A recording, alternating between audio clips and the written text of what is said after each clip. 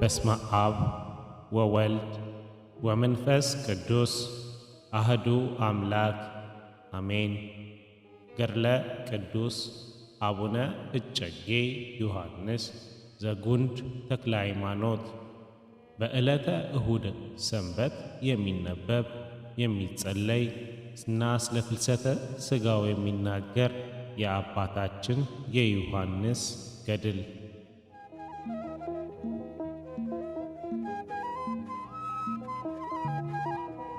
አንድ አምላክ በሚሆን በአብ በወልድ በመንፈስ ቅዱስ ስም በፀሐይና በጨረቃ መውጫ እንደሚያበራ ኮከብ ከምስራቅ አገር የወጣ የብፁዕ የክቡር የሁላችን አባት አባ ዮሐንስ የፍልሰቱ ዜና እና ገድል እንጀምራለን። አማላጅነቱ ከእኛ ጋር ይሁን፣ አሜን። እንግዲህ ንዑድ ክቡር የሚሆን አባ ዮሐንስ ፍልሰቱ በዚህ ቀን ማለትም በመጋቢት 18 ቀን እንደሆነ እንጽፋለን።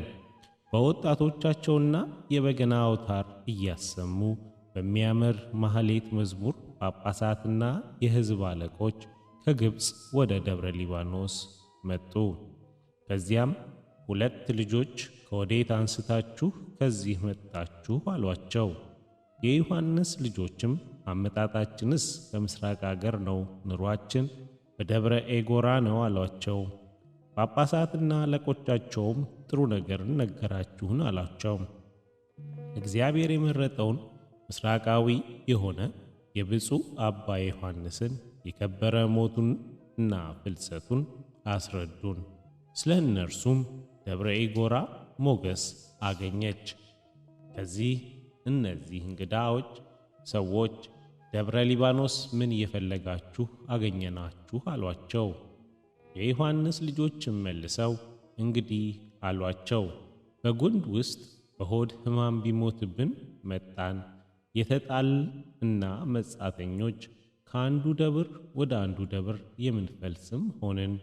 ልባችን በእግዚአብሔር መታመንን አጥቷልና በአባታችን ዮሐንስ ሃይማኖትና በቃሉ ልባችን እምነታችን አድጓልና ይህ አባታችን በጸጋ ለወለደው በቆብና በአስኬማ ላልወለደው ለሁሉ ተስፋ ይሆናልና። የእስክንድሪያው የጳጳሳት አለቃ አባ ቴዎፍሎስም እንዲህ ሲል ገሰጻቸው። የጻድቃን ዓለምን የሚጎበኝ እርሱ ቀበዝባዛ ነው። ወደዚች ደብረ ሊባኖስ የመጣችሁ ደብረ ሊባኖስ የመጽሐፍ ምክርን ልብ ልታስደርጋለች። ይህቺ ደብረ ሊባኖስ ጥሩ ሥራ መሥራትንስ ታሰራለች። በጎ ምግባር የሌለውና በደለኛ የሆነ ሰውንስ ማዳን ትችላለችን? እምነቷንስ ታስፈጽማለችን? ከዚህ በኋላ የጳጳሳት አለቃ ቴዎፍሎስ አንዱ የደረቀና አንዱ የረጠበ ሁለት የገነት እንጨቶችን ሰጣቸው። እነዚህ የገነት እንጨቶች ይዛችሁ ሂዱ፣ ለየብቻቸው በአትክልት ቦታ አትከሏቸው። የደረቀውን በሰሊሆም ወንዝ ውሃ በየጊዜው አጠጡት። እርሱ ቅጠልን አለምልሞ እስኪያብብ ጫፎቹንም ወዲያና ወዲህ አንሰራፍቶ ጥሩ ፍሬ እስኪያፈራ ስሮቹም በገነት ውስጥ የሚመላ ጥላ እስኪሸፍኑ ድረስ ይህ እርጥብ እንጨት ግን ውሃ አታጠጡት። የረጠበውንና የደረቀውን ምስጢር ኋላ እነግራችኋለሁ። እነዚህ እንጨቶችን ይዘው ሄደው በአጽድ ዳርቻ ውስጥ ተከሏቸው። ያ ደረቅ እንጨትም በጧትና በማታ ውሃ ያጠጡት ጀመሩ። ከመድረቁ በላይም መድረቅን ጨመረ።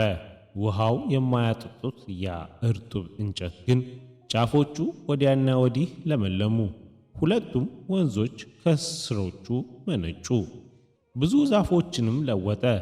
በዚያ ወይን ቦታ ዘይትም ከተባለ እጽዋት ፍሬ ይልቅ ፍሬው ጣፋጭ የሆነ 40 ቀንና 40 ሌሊት ጾምን ቢጾም ጸሎትንም ቢጸልዩ የደረቀውን እርጥበት እንጨት የረጠበውን እንጨት ደረቅ እንጨት ሳይሆንላቸው ፈጽመው ደከሙ።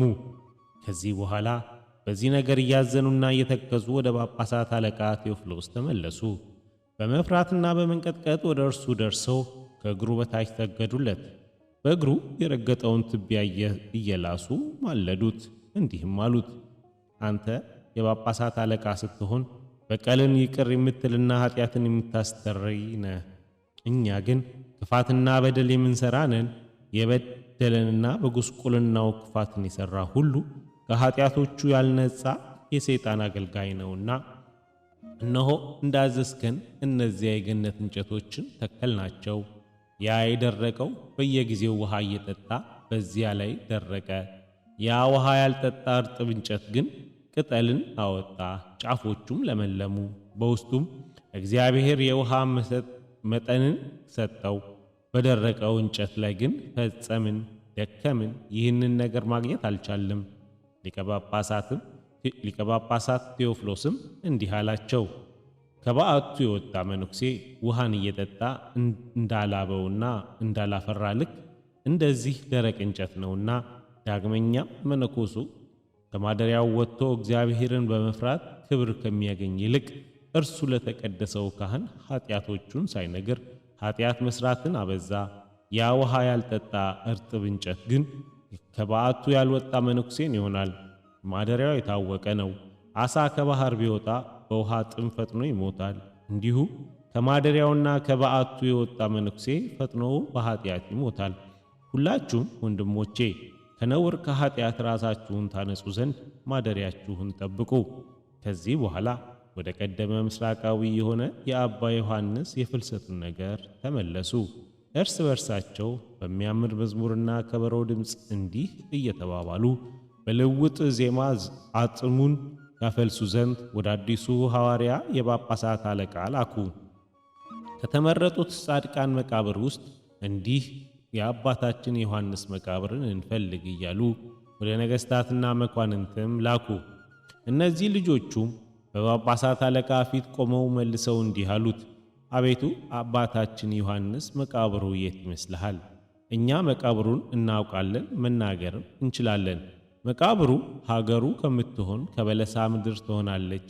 ይህንንም ሲነጋገሩ ሁሉም የሸዋ አውራጃ ሰዎች የነገሥታቶቻቸውና ከመኳንንቶቻቸው እንዲሁም ከሕዝብ ታላላቆቻቸው ጋር ተሰበሰቡ።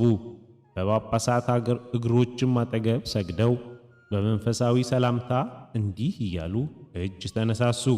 እናንተ የተከበራችሁ ሰዎችና አዋቂዎች የጳጳሳት አለቆች ዛሬ ለምን ጠራችሁን?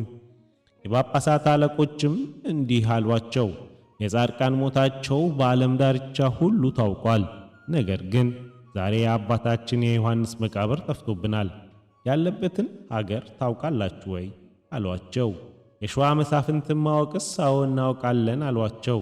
የዚህ የሊባኖስ አውራጃ በአንድ ነገር የጠፋች ሆነች።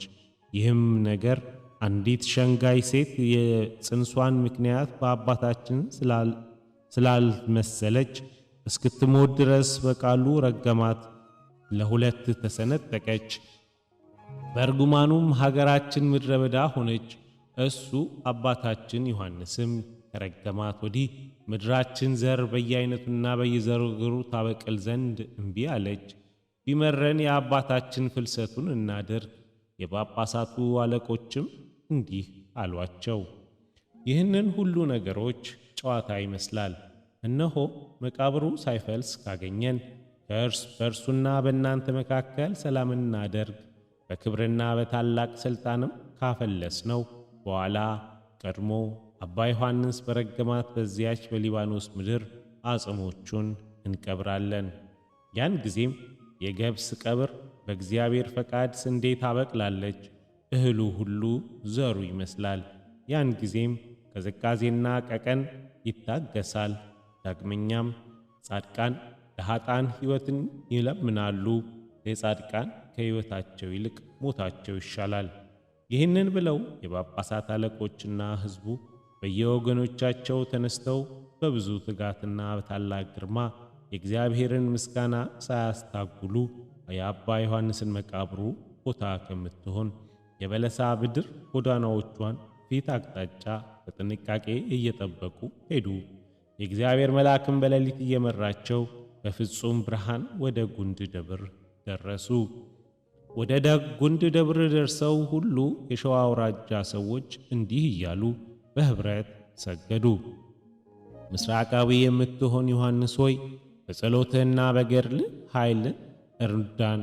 በአጽምህ ፍልሰት ጊዜ ካረዳሃን ያለ አንተ ኃይልና ችሎታ የለንምና ልመናችንን አታሳፍር።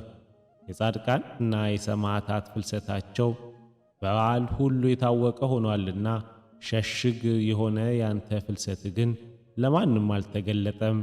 የሰማይ መልአክ ስምህን ቢያውቅ መልክህ የልደትህን በዓል ያምነዋልን? ያከብረዋልን? ዳግመኛም የፍልሰትህ በዓል በሸዋ አውራጃ ሁሉ ካልከበረ ሰው ጽድቅህን ይናገራልን? ነቢይ በመዝሙር እንዲህ አለ፣ ወደ መቃብር ከወረድኩ የእኔም ደም ምን ግዳጅ ይፈጽማል? መሬት ያምንሃልን? ጽድቅህንስ ይናገራልን? እርሱም በድካምና በችግር የብፁዕ የቅዱስ የአባ ዮሐንስ አጽሙ ሲፈልስ በሰማይ ውስጥ የፍልሰት ምልክትን አገኙ። መቃብሩም በዚች ፈልሶ በደብረ ኤጎራ አውራጃ አገር ይሆናል። የጳጳሳት አለቆችና ሕዝቡም ሁሉ ከእርሱ ጋር ፈጽመው እየሰገዱ መቃብሩን በዚያ እንደሆነች በሀገሮች ውስጥ የፍልሰቱን በዓል እስኪታወቅ ድረስ። ከዚህ መሃል ከበሮ የሚመታ አለ፣ መለከትንም የሚያሰማ አለ፣ በገናንም የሚመታ አለ። በየአይነቱን መሰንቆን ቃናዎችን የሚያዘምር አለ። ሥጋው በተቀበረ በ157 ዘመን የከበሩ ጳጳሳት የሸዋ አገር ሰዎች ሁሉ አፈለሱት። የበለሳ ሰዎችንም ስለፈሩ የእግዚአብሔር ጸጋ እስኪገርማቸው ድረስ በሽሽግ አፈለሱት። ያን ጊዜ ሥጋው የሞቀ ሆነ፣ መግነዙም ሞቋል። እርስ በርሳቸው እንዲህ ተባባሉ፣ ነፍሱ ዛሬ ተለይታ የሞቀ አይመስላችሁምን? የሰማይ መላእክትም በኅብረት እልልታን አደረጉ።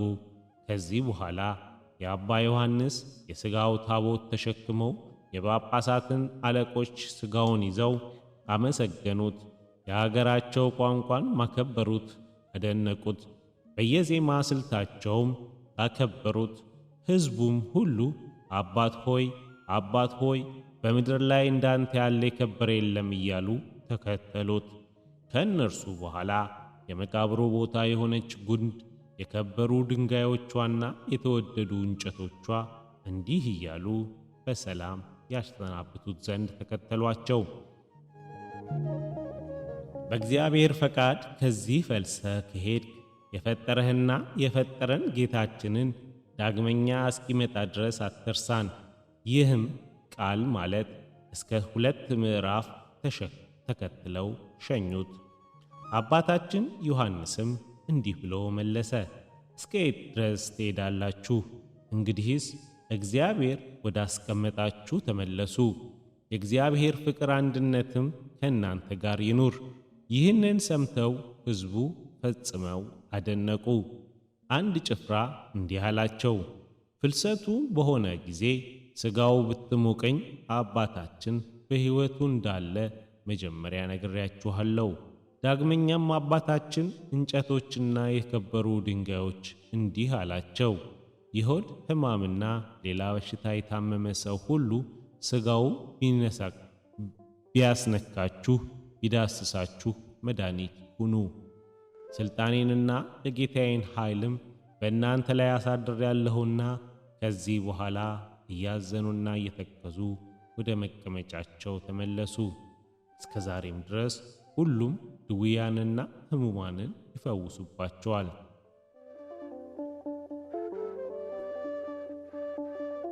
ዳግመኛም ሰውን አስነስቶ በሬፋን ምድር በደስታ በጸጋውን እያሳየ በአምሃራ ሀገርም እየሮጠ ሳለ በሥጋው ታቦት ደምን አመነጨ።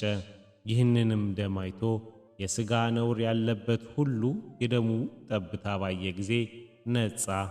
ዳግመኛም እርሱ ቅሉ እንዲህ አለ፣ ይህ ተሸካሚስ አስቸኰለብኝ፣ በእርሱ ላይ አላስቀመጠኝም፣ አልተመቸኝም። ይቅር ይበለኝና ኤልሳ ወደ እኔ ቅረብ፣ አንተ በደንብ ልትሸከመኝ ትችላለህ። ኤልሳዕም የአባታችንን ቃል ሰምቶ በደስታ ተቀብሎ ተሸክሞ መቃብሩ አደረሰው። ሁሉም ሕዝብና የጻድቁ አማኞች በእግዚአብሔር ስም መጋቢት 18 ቀን በኤጎራ ምዕራባዊ አቅጣጫ ቀበሩት። በዚህም ቀበሩት። በዚያ ወር በ29 ቀን ሆነ። ያን ጊዜም የሁላ የሊባኖስ ምድር ቅዝቃዜዋና ቀቀኗ ከፍተኛ ውርጭ ተወገደ። የውርጩ ካፊያ የሞቀ ሆነ። እንደ ልደቱ እንደ ዕረፍቱ በዓል የፍልሰቱ በዓል ዛሬ እናከብራት፣ የከበሩ የጳጳሳት አለቆች አክብረዋታልና። በልደትህ መታሰቢያው የተራቆተውን የሚያለብስ የተራበውን የሚያበላ የተቸገረውን የሚያጠግብ ብፁዕ ነው። በዕረፍትህ በዓል የጽድቅህን ቃል ኪዳንህን በማመን የገድልህን መጽሐፍ የሚያነብ የሚሰማ ብፁዕ ነው። በዓለ ፍልሰትህን ለቤተ ክርስቲያን መባ የሚያገባ ብፁዕ ነው። እግዚአብሔር በአባታችን ዮሐንስ ምልጃ የጸጋው ሞገስና የድካሙ ዋጋ ለሁላችን ለአገልጋዮቹ ለዮሐንስ ልጆች ይስጠን። ይልቁንም ከእኛ ጋር እንዲሁ ከሀገራችን ከኢትዮጵያ ጋር ይሁን። አሜን።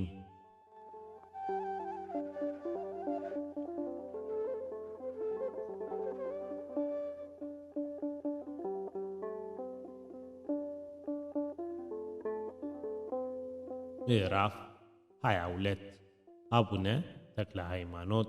አባታችን ዮሐንስ በቆብ እንደወለደው የሚናገር። ሰማያትን ሁሉ ፈጥሮ በሚገዛ የውቅያኖስ ውሃን በአዜብ ነፋስ ጭኖ በደመና ላይ በሚያወጣ የሰማይና የምድርን ዳርቻዋን በስንዝሩ እንደ ብራና በጠቀለለው በእግዚአብሔር አብ ስም ዓለም ሳይፈጠር የነበረ ከማርያም ሥጋን ተወልዶ የመለኮቱን ሰው መሆን የሰው ልጅን ያከበረ በአንድ በእግዚአብሔር ወልድ ስም በአዳም ፊት የሕይወትን መንፈስ ያሳደረ አንድ ሐሳብ አንድ ሕሊና የሚያሰኝ ሕልው በሆነ በእግዚአብሔር በመንፈስ ቅዱስ ስም በአካሉ ሦስትነት የተነሣ የመለኮቱ ቃልነት የማይከፋፈል የመለኮቱ አንድነት ባለመከፋፈል የማይጎድል ለዘላለሙ በእውነት ያለ ሐሰት አሜን። የእስራኤል ሕዝብ ሆይ ምስራቃዊ የሆነና ንዑድ ክቡር የሚሆን የዮሐንስ የገድሉን መጽሐፍ ስማ፣ አስተውል። ከምስራቅ አገር የወጣ የተገኘ መንፈሳዊ የሆነ የዓለም ብርሃን በገድልና በንጽሕና በፍቅርና በትዕግሥት ስለ አምላካችን ስለ ጻድቅ ብሎ በእርሱ ላይ የሚመጣውን ሁሉ በአርምሞና በዝምታ የሚታገስ እርሱ በጎ ሥራን ያበዛ ነውና፣ ስለዚህም ዕንቁ ባሕሪ የሆነ የአባታችን ሥራውን ይወዳል። የንጽሕናው በውስጥ በአፋ እንደ መላእክት ነው እንጂ የቅድስና መዓዛ እንደ ዮሐንስ መጥምቅ ነው። የቃሉ ጣፋጭነትና ፍቅሩ የሁላችን መመኪያ እንደሆነች የጌታችን እናት እንደ ቅድስት ድንግል ማርያም ነው። ብፁዕ የሆነ አባታችን በኤራን ደብር ውስጥ እያለ በሰጊድና በምልጃ በትምህርትና በንጽሞና በሰይጣናት ጸብም 50 ዘመናትን ጨረሰ። ወደ ቀደመው ነገር እንመለስ። አባታችን ዮሐንስ ከደብረ ኤራን ወደ ኢትዮጵያ ምድር እንደወጣና በቀኖና ሥራና በገድል የአምላኩን ፈቃድ ለመፈጸም ወደ ዳሞት ምድር ደረሰ። በዚያም የብዙዎች ቅዱሳን አባት የሆነ ተክለ ሃይማኖት የሚባል የከበረ አባትን አገኘ። አባታችን ዮሐንስም በልቡ ሰውየው ምን አይነት ነው እያለ የደሙን ደምግባት የመልኩን ደምግባት ማረከው፣ ደስም አሰኘው እና ሰማያዊ መልአክ ነውን አለ። ይህንንም ብሎ ነገሩን ሊረዳ ወደ እርሱ ቀርቦ ጌታዬ ስምህ ማን ይባላል አለው። አባታችን ተክለ ሃይማኖትም እኔ ምድራዊ ተክለ ሃይማኖት እባላለሁ አለው። ሀገርህስ የት ነው አለው።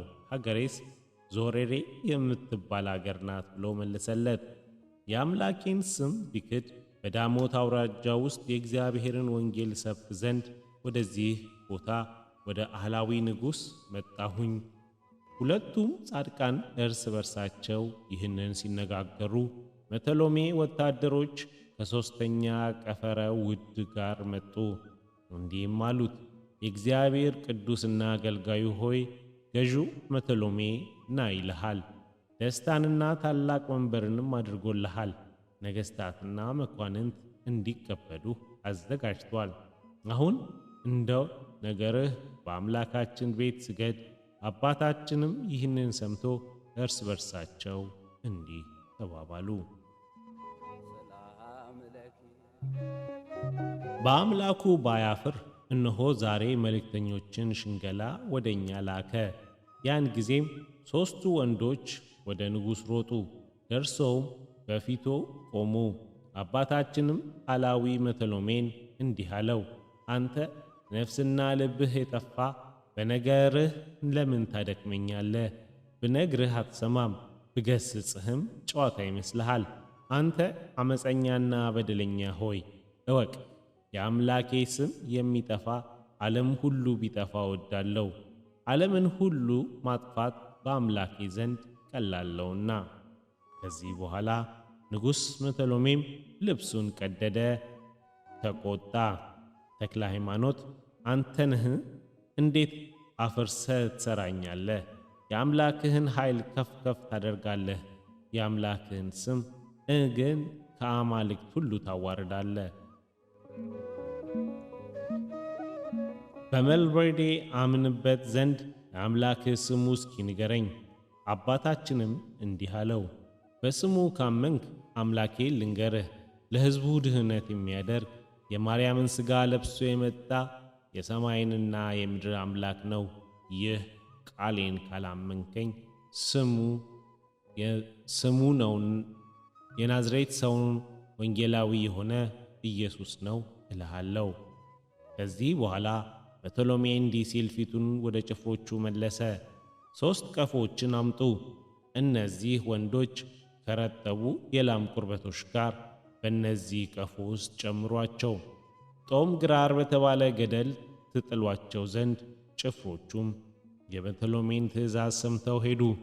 3 ቀፎዎችን አምጥተው እነዚህ ቅዱሳን አስገቧቸው። በእርጥብ ቆዳ እነዚህ ቀፎችን ዘጉባቸው። እነዚህ ቅዱሳንም ለእግዚአብሔር እየሰገዱ እግዚአብሔርን ያመሰግኑት ነበር።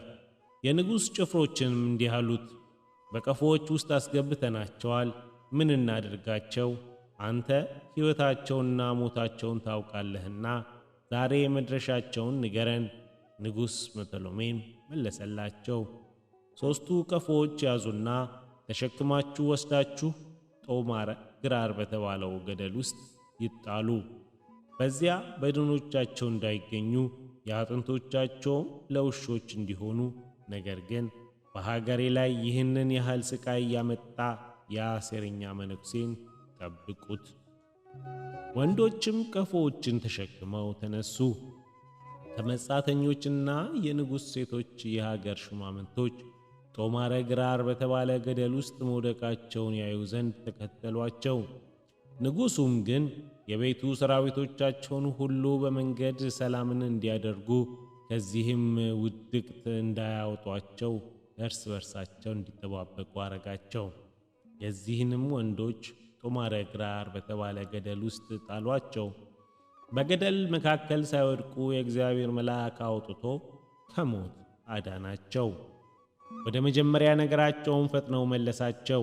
እየሮጡና እየተደሰቱ 3ቱ ቅዱሳን የጣሏቸውን ሰዎች ቀድመው በንጉሥ ፊት ደረሱ። ንጉሡና መኳንንቱ እንዲህ እያሉ ይገሥጿቸው ጀመር። ከጣልክብን መከራ ሁሉ ያወጣን የአምላካችን ኃይል ተመልከት። እኛ ይቅርታና ቸርነትን ባደረገልን የአምላካችን እንመካለን። በአንተ አምላክ አትመንበት፣ በአንተ ልብ ጥፉም አትመካ። አምላክህ እንደኛ ከሆነ አያስመካም፣ ያንተ የእርሱ ማምለክ አያስደስትምና። ንጉሡም ባያቸው ጊዜ ቀስ ብሎ ተናገራቸው። እንዳምንበትና እንዳምንባችሁ ያዳናችሁን ንገሩን አላቸው። ብፁዕ ተክለ ሃይማኖትም አቡነ ዮሐንስንና ቀፈረ ወንድምን እንዲህ አላቸው። መጀመሪያም የንጉሥ ልብ በአመፅ እንደጠፋ ነግሬያችኋለሁ። መተሎሜ ቢሏችሁ ሰውየው ክፉ ነው፣ ሕሊናውም ጠማማ ነው። እንዲህ ሲሰድቡት የጣሏቸው ወንዶች መጡ። ባዩአቸውም ጊዜ በዚያ ፊት ለፊት በጭካኔ ቆመው ባገኟቸው ጊዜ ፈርተው ደነገጡ። ለንጉሥ የሚናገሩትን አጡ። ሰራዊቶቻቸውና መኳንንቱ ሁሉ የአምላካቸውና የረዳቸውን ማዳን አይተው እንዲህ እያሉ ሰገዱለት። ጦማረ ግራር ከተባለ ገደል ውስጥ ያወጣው ቀድሞ ዮናስን በጥልቅ ከሆነ ከከርሰ አንበሪ እንዳወጣው የሞት ቅጣት ወደ ሕይወት ያሻገረው እርሱ ነውና በዚህ ሰው አምላክ አምነናል። ያን ጊዜ ሁሉ ሀገር ታወከች። የጣዖት አምላኪዎችና የሰራዮች ሰዎች ቤቶቻቸውም ተመዘበሩ። ሕዝቡም ሁሉ ስለዚያ ሰውዬ አምላክ ላለማመን እና ላለመካድ ነገርን እያመነቱ በዚህ ቅዱሳን ጥሩ ነገር ባደረገላቸው ጦመ ግራር በተባለ ገደል ባዳናቸው እግዚአብሔር በንጉሥ ፊት ተደሰቱ። አባታችን ዮሐንስም ብፁዕ ተክለ ሃይማኖትን እንዲህ አለው። ነቢይ ናሆም የጻድቃን እግራቸው መልካም ነው ብሎ የተናገረው ስለኛ ነው።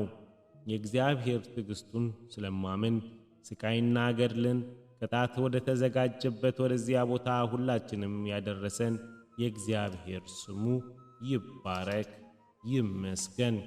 ከዚህ በኋላ በኢትዮጵያ ብሔሮች በተሾሙት በ12 እረኞች ፊት በመልበርዴ የምንኩስና ልብስ አለበሰው። ከዚያም የያዕቆብና የአስኬማን የወለዳቸው የብፁዕ የአቡነ ተክለ ሃይማኖት ልጆች ናቸው። ገዳማዊ የሆነ የዮሐንስ የቁርበት የቅናት አስታጠቃቸው። በተቀደሰች በመላእክት አስኬማ ከበራቸው። በዚህም ፊት አባ ዮሐንስ በተክለ ሃይማኖት እጅ የምንኩስና ልብስ ተቀበለ። ስለዚህም ብኩርናው ታወቀ። ከእርሱ በታች ባሉት ልጆች ላይ ያሰለጠነው በተራራዎችና በበዓታቸው በገዳማትና በዋሻዎች የሚኖሩ ቅዱሳን ሁሉ ላይ ታዋቂ ሆን ዘንድ።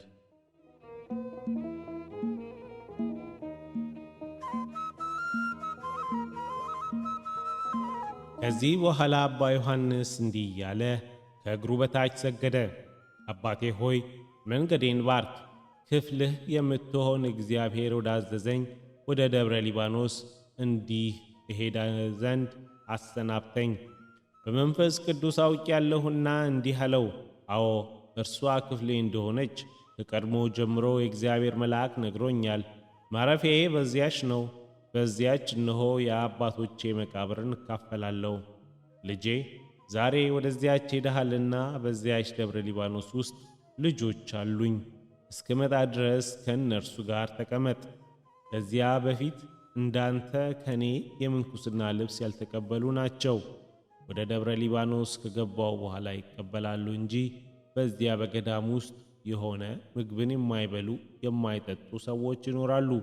ከእነዚህ ባህታውያን እህል ከተዉ ሰዎች በቀር ደብረ ሊባኖስ ሰው የሌለባት ምድረ በዳ ናትና።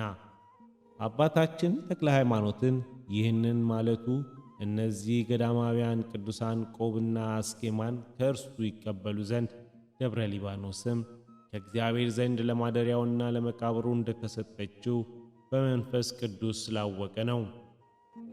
ነቢይ በመዝሙሩ መቃብሮቻቸውና ቤታቸው ለዘላለም ናቸው፣ ማደሪያቸውም ለሰው ልጅ ልጅ ነው እንዳለ ከዚህ በኋላ በፍቅር አንድነት ሸኘው። ከዚህ በኋላ አባ ዮሐንስ ሲሄድ በመንገድ የእግዚአብሔር መልአክ አገኘ። እንዲህም አለው፣ እንዳንተ በቃልህ የሚያምኑ ሁሉ አገሮች ውስጥና በሸዋ ብሔሮችም በቃልህ የሚሰብኩ ልጆችህን የመሰሉ ላሞችን ታይ ዘንድ ወደ ሰማይ ተመልከት። ይህንን የመልአክ ቃል ሰምቶ ማየቱ አደነቀ እና ስምህ ማን ነው አለው። እንዲህም ብሎ መለሰለት፣ እኔ አንተን የምጠብቅ መልአክ ገብርኤል እባላለሁ። በደስታ ከአንተ ጋር ስኖር እስከ ዛሬ ድረስ አታውቀኝምን? ከተወለድክበት ጨምሮ እስከምትሞት ድረስ ከአንተ ጋር እኖራለሁ። ያን ጊዜ ወደ ሰማይ አቅንቶ የሰቡ በሬዎችና ልዩ እልፍ በጎች በአብ ቀኝ አየ። አባታችን ዮሐንስም መልአኩን የእነዚህ ነገር ትርጓሜውን እስቲ አንተ ንገረኝ አለው። መልአኩም እንዲህ አለው፣ አትፍራ፣ አትደንግጥ፣ ወደ እኔ ቅረብ። ያን ጊዜ ወደ እርሱ ቀረበ። ግርማው እንደ አንበሶችና ነብሮች ድምፅ የሚያንቀጠቅጥ ቃል ከሰማይ መጣ።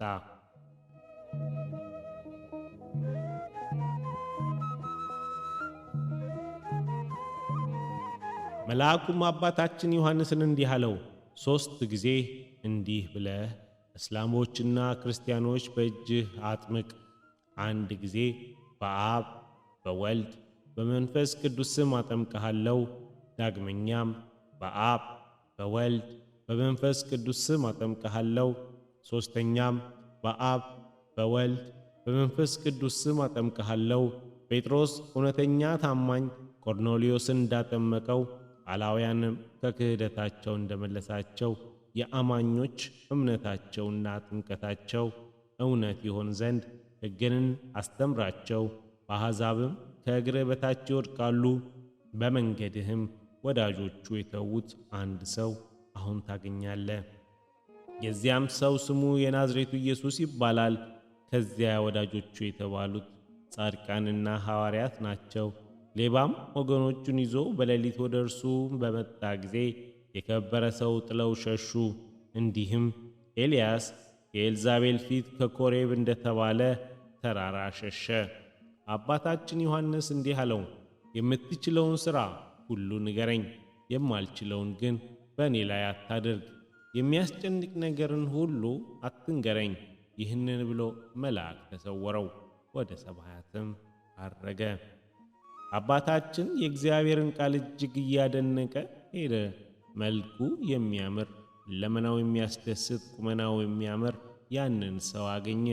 አባታችንም ከእግሩ በታች ወድቆ ሰገደለት፣ እንዲህም አለው፣ ከእናቴ ማኅፀን ሳልበቅል ከአባቴ አብራክ ሳልወጣ ሁሉን የምታውቅ አምላኬና ንጉሴ አንተ ነህ። ለአንተ ለብቻ ሰግዳለሁ። ትእዛዝህንም ለመሥራት እንደሚዳቋ እንድሮጥ እንደ ዋልያም እግሮቼን እናጽናቸው። እኔ ምስኪንና የሟች ልጅ ጉልበትም የለኝም፣ ከዚች የኢትዮጵያ አገር ውስጥም ያለ አንተ የማምነው የለኝምና። የናዝሬቱ ኢየሱስም በገሃድ በሰው አምሳያ ሲናገረው የተገለጸውና የተሸሸገውን የልብህን ነገር የነገርከኝ በየት ታውቀኛለህ? አለው። አባታችን እንዲህ አለው፣ ጌታዬ እንዲህ አይደለም። ሰው በመሆንህ የማርያምን ሥጋዋ የተዋሃድክ ዳግመኛ የእናትህ የድንግልናዋን ወተት የጠባውልህ አታስንፈኝ።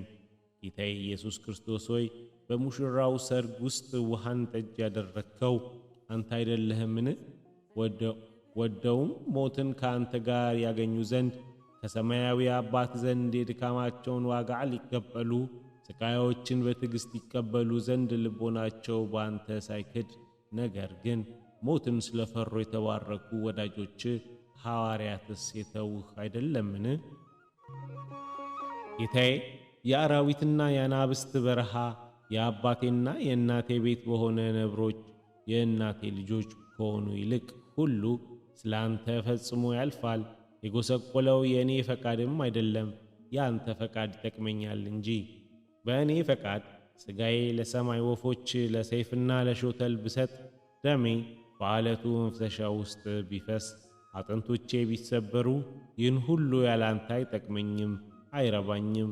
ነቢይ በመዝሙር በጻድቃን ሥጋቸው ለበረሃ አራዊት ነው፣ ደማቸውም እንደ ውሃ በኢየሩሳሌም አደባባይ አፈሰሱ፣ የሚቀብራቸው አጡ እንዳለ፣ ጌታዬ ሆይ አንተ የማትሞት ነህ፣ እኔ ግን በሥጋ የምሞት ነኝ። ጌታችንም በራሱ በእናቱ ጡቶች ወተት እንዲህ ሲል ማለ፣ ስምህን የጠራ መታሰቢያህን በምድር ላይ ያደረገ እኔም በመንግሥተ ሰማያት የድካምህን ዋጋ እሰጥልሃለሁ። ትእዛዜን የተላለፉ 18,000 ነፍሳትን እምርልሃለሁ። አባታችን ዮሐንስም ይህን ቃል ሰምቶ ታላቅ ደስታን ተደሰተ።